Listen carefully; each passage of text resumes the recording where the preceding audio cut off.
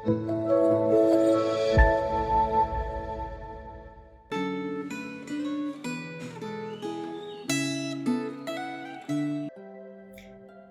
pagi Bapak Ibu Saudara sekalian dalam kasih Kristus. Senang sekali kita bisa bertemu kembali secara online dan bersama-sama merenungkan firman Tuhan pada hari ini. Mari sebelum kita merenungkan firman Tuhan, kita berdoa terlebih dulu.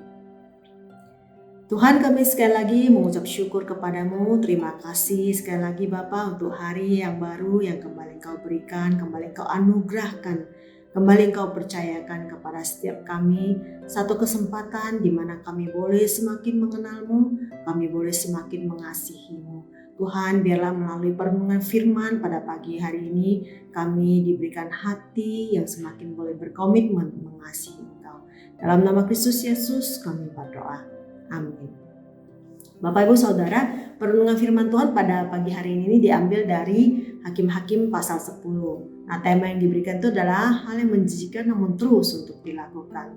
Bapak Ibu Saudara, renungan firman Tuhan ini secara khusus saya ambil dari ayat 6 sampai 18. Nah, di ayat 6 kita bisa melihat bahwasanya dicatat bangsa Israel melakukan apa yang jahat di mata Tuhan.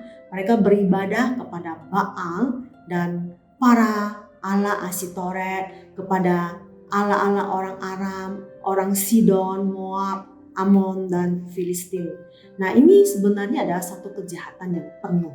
Karena di ayat 6 ini disebutkan ada 7 dewa. Di dalam Alkitab Perjanjian Lama maupun di dalam Alkitab Perjanjian Baru, angka 7 itu melambangkan satu kepenuhan atau satu keseluruhan. Jadi ada 7 dewa yang disebutkan di dalam ayat 6 ini. Ini menggambarkan pengkhianatan bangsa Israel terhadap Tuhan itu begitu penuh, begitu menyeluruh. Dan bahkan di ayat 6b kita bisa melihat di situ dicatat bahwasanya Tuhan ditinggalkan mereka dan kepadanya mereka tidak beribadah. Nah, di ayat selanjutnya di ayat 7 kita juga bisa terlihat bagaimana respon Tuhan terhadap dosa-dosa mereka. Respons Tuhan itu adalah juga respon yang penuh dengan murka. Di situ Tuhan mengatakan bahwasanya Dia akan menyerahkan mereka kepada bangsa-bangsa yang kepadanya Allah mereka itu beribadah. Dan kata menyerahkan di ayat 7 ini itu sama dengan kata menghancurkan di Keluaran pasal 15 ayat 6. Itu satu-satunya kata yang pernah dipakai di dalam Alkitab Perjanjian Lama yang menggambarkan bagaimana Tuhan memusnahkan seluruh pasukan Firaun ketika mereka mengejar bangsa Israel saat mereka keluar dari Mesir. Juga di pasal-pasal sebelumnya kita bisa melihat berulang kali bangsa Israel itu berpaling dari Tuhan. Mereka mencari dan menyembah Allah-Allah orang Kanaan. Dan juga dicatat berulang kali Tuhan itu menolong mereka ketika mereka berulang kali memohon berseru kepada Tuhan agar Tuhan membebaskan mereka, agar Tuhan melepaskan mereka. Berulang kali juga Tuhan mengutus hakim-hakim dan membebaskan mereka. Namun ketika mereka sudah bebas, ketika mereka sudah hidup aman, nyaman, tentram satu jangka waktu tertentu, berulang kali kembali mereka mencari Allah lain dan menyembah Allah lain tersebut. Mereka meninggalkan Tuhan, mereka meninggalkan Yahweh. Jadi kita bisa melihat di sini bahwasanya pertobatan bangsa Israel itu bukan pertobatan yang sungguh-sungguh. Itu adalah satu pertobatan yang dangkal. Nah, di sini kita bisa melihat ketika mereka berseru kepada Tuhan, memohon pertolongan Tuhan, sebenarnya mereka bukan benar-benar bertobat, tetapi karena mereka ingin bebas dari hukuman Tuhan. Mereka ingin terlepas dari hukuman Tuhan yang mengizinkan bangsa yang kepadanya Allah mereka itu mereka sembah, bangsa itu justru yang menindas mereka. Dan di sini juga kita bisa melihat bagaimana Allah itu selalu mengasihi mereka.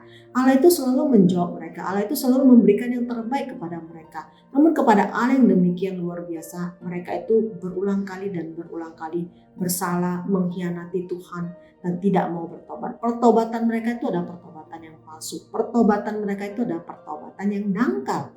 Dan kedangkalan daripada pertobatan mereka ini terlihat dari respon Allah juga di ayat 13 dan ayat 14. Di ayat 13 Tuhan berkata, "Aku tidak akan menyelamatkan mereka lagi. Aku tidak akan menyelamatkan kalian lagi." Dan di ayat 14 Tuhan mengatakan apa? "Pergi sajalah berseru kepada para Allah yang telah kamu pilih itu." biar merekalah yang menyelamatkan kamu pada waktu kamu terdesak. Nah, ini bukan kemudian Tuhan menyuruh mereka untuk pergi mencari Allah lain tersebut, tapi ini adalah kalimat retorika. Bukankah kalian menyembah Allah tersebut? Kalian berharap pada Allah tersebut? Pergi saja, minta pertolongan pada mereka. Kenapa harus minta pertolongan pada saya?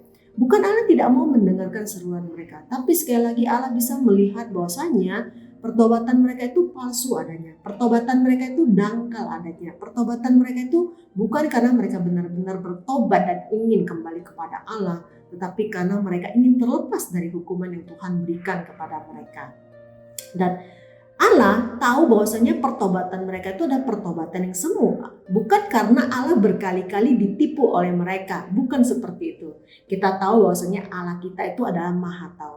Tapi kenapa ketika mereka berseru dan berseru lagi, Tuhan sudah tahu pertobatan mereka itu dangkal, pertobatan itu mereka semu gitu ya. Tapi Tuhan mau menjawab dan mau menjawab sekali lagi. Karena Tuhan mengasihi mereka. Tuhan tetap mengasihi mereka walaupun mereka berulang kali mengkhianati Tuhan. Tuhan tahu bahwasanya pertobatan mereka itu semu. Tuhan tahu itu untuk kepentingan diri mereka sendiri. Dan walaupun Tuhan sudah mengatakan Dia akan menyerahkan mereka, Dia tidak akan menolong mereka. Namun pada akhirnya kita bisa melihat bahwasanya Tuhan menolong mereka kembali. Ini terlihat di ayat 15 dan 16 ya. Di ayat 15 dicatat bahwasanya bangsa Israel walaupun Tuhan sudah menolak mereka seperti itu, mereka tetap berseru kepada Tuhan dan mereka menjauhkan berhala-berhala itu dari kehidupan, dari tengah-tengah mereka. Sekali lagi supaya mereka ingin mendapatkan anugerah pertolongan dari Tuhan. Dan di ayat 16 dicatat bahwasanya Tuhan menolong mereka. Tuhan kemudian menolong, tapi bukan karena pertobatan mereka. Kita bisa melihat dengan jelas di ayat 16b bahwa Tuhan di situ dicatat bahwasanya Tuhan tidak lagi dapat menahan hatinya melihat kesukaran mereka. Karena Tuhan tidak lagi bisa menahan hatinya melihat kesukaran mereka. Bukan karena pertobatan palsu mereka, tetapi lebih karena Tuhan itu sangat mengasihi mereka. Tuhan itu sangat mengasihi mereka sehingga walaupun mereka melakukan satu pertobatan yang palsu, Tuhan tetap mau menjawab mereka. Bapak Ibu Saudara, kita harus tahu bahwasanya Tuhan kita itu kudus adanya. Di dalam kekudusannya itu dosa itu tidak akan pernah bisa bertahan. Dosa itu tidak akan pernah mampu bertahan sekecil apapun. Walaupun dosa itu tidak ada ukurannya ya, tapi menurut ukuran manusia kadang kita memilah-milah antara dosa yang besar dengan dosa yang kecil. Namun di hadapan Tuhan yang namanya dosa, mau bentuknya seperti apapun, ukurannya seperti apapun, itu tidak ada yang bertahan di hadapan Tuhan. Karena Tuhan kita itu kudus adanya.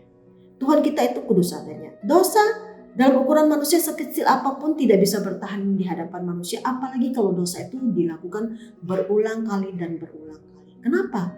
Karena Tuhan kita itu kudus. Dan dalam kekudusan itu, dosa itu bagi Dia itu sangat menjijikkan sekali.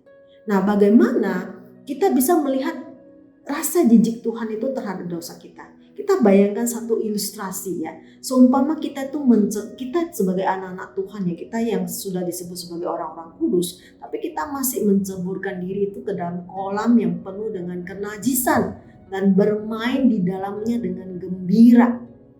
Namun ketika tubuh kita itu mulai tidak tahan karena digerogoti oleh bakteri dan kuman dalam kolam yang najis itu, pada akhirnya kita pun buru-buru mau keluar, mau berlari, mau mencari pertolongan kepada Allah yang suci di dalam kekudusannya, Allah yang mulia di dalam kekudusannya. Dan ketika kita datang menghadap Tuhan itu di dalam kenajisan kita yang seperti itu, kita bisa bayangkan ya, di dalam logika sebagai manusia kita bisa bayangkan betapa jijiknya Tuhan melihat kita.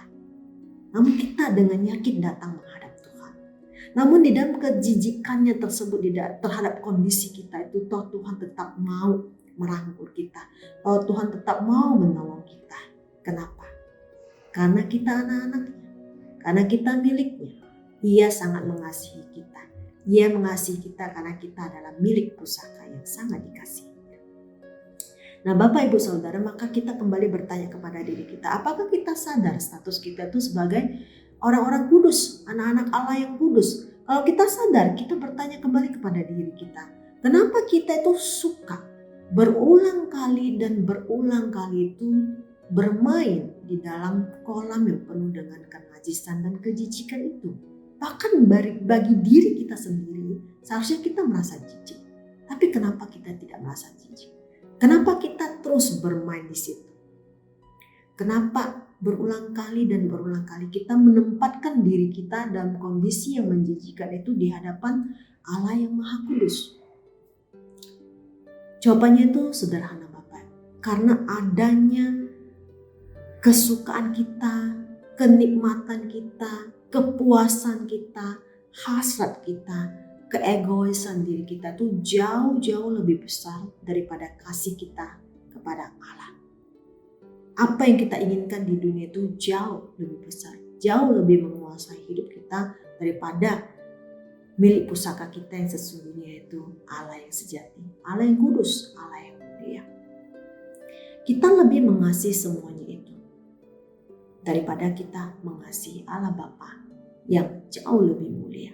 Bapak Ibu Saudara, salah satu cara untuk bisa memperkenankan hati Tuhan agar hidup kita tuh memperkenankan Tuhan itu adalah dengan mengasihi Allah. Sebagaimana yang Tuhan Yesus ajarkan, kasihilah Tuhan Allahmu dengan segenap hatimu, dengan segenap jiwamu, dengan segenap kekuatanmu. Itu artinya dengan seluruh keberadaan kita itu kita harus mengasihi Allah. Dan Tuhan Yesus menekankan itu adalah hukum yang pertama dan terutama di dalam Alkitab. Bapak Ibu Saudara, mengasihi itu adalah kata kerja. Untuk bisa hidup memperkenankan hati Tuhan, artinya kita harus terus mengerjakan kasih kita itu kepada Allah. Itu harus terus diupayakan, itu harus dilakukan dengan sengaja, itu harus dilakukan secara strategis.